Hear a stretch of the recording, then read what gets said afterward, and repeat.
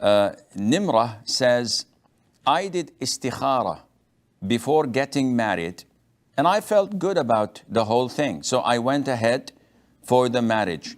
But my marriage failed and I got divorced. Why did this happen even after doing istikhara?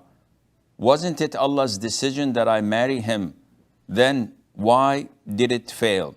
First of all, as believers, there are certain fundamentals that we embrace without doubting. Principle number one, everything was predestined 50,000 years before Allah created the creation. So whatever happens, this is something that has been preordained way, way back before the universe was created. And there's nothing you can do about it. And this gives you a lot of peace of mind. It makes you surrender to whatever happens, which you had no control over. The second principle or foundation is that whatever happens to a believer, this is for your best. The Prophet said that in an authentic hadith, alayhi salatu wasalam. عَجَبًا لِأَمْرِ الْمُؤْمِنِ. How astonishing, how wonderful the affair of a believer is.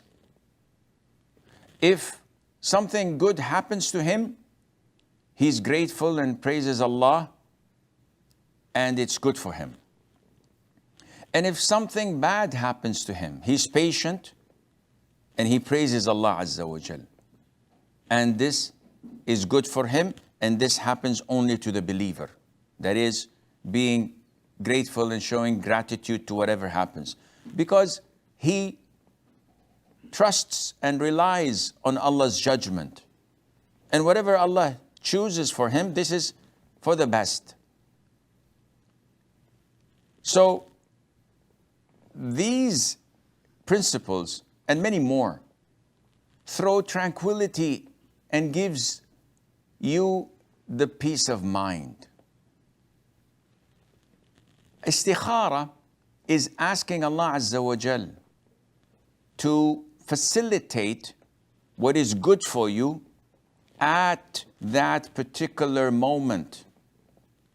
It is not logical that I want to buy a car and I pray to Allah Azza wa Jal and I make istikhara and I go to the showroom, I pay for the car and I get the car.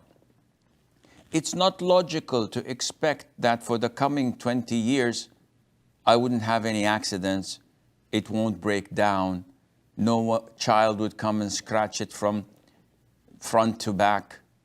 This is not logical. My istikhara was in buying the car. Your istikhara was in getting married.